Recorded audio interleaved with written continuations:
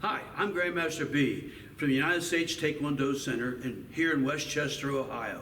I'm here to kind of give you an insight on breaking boards and concrete. It's funny because boards have to bend before they break. They have to flex.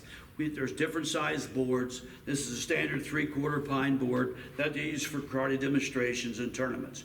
But I'm trying to teach you here that this board, how much force it would take to actually break it. This is a half of a board, and if I take a half of a board, I hold it about 18 inches above it, I drop it, the half of a board will bounce off. If I take a full board held at the same distance, when I drop it, it breaks through the board.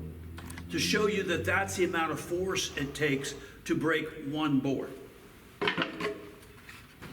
On the same thought process, we're going to set up boards, and people have said that due to the domino theory, that one board breaks the other board and so on.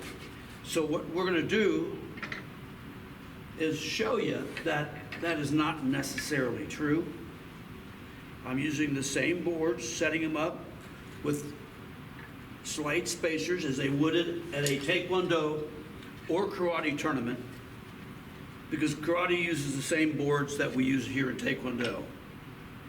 So, with that said, here we have 4 boards set up with spacers on the same place as before. Now, once before, we took one board and we were able to break, as I showed you before, one board by itself.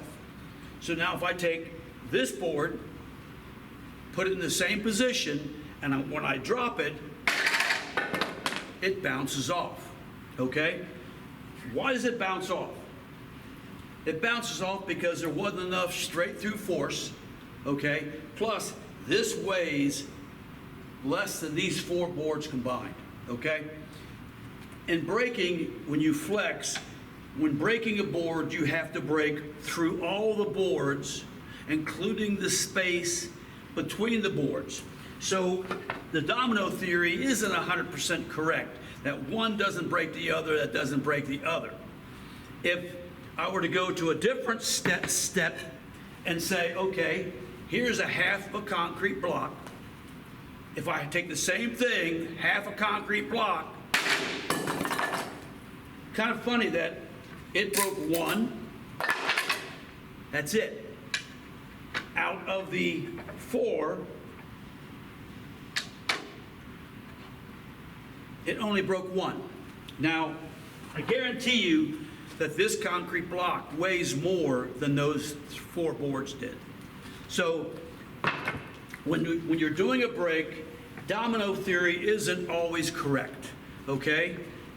When I'm going to break the boards, all I'm going to do is use enough force to break all 3 boards and the space between the boards. Thank you.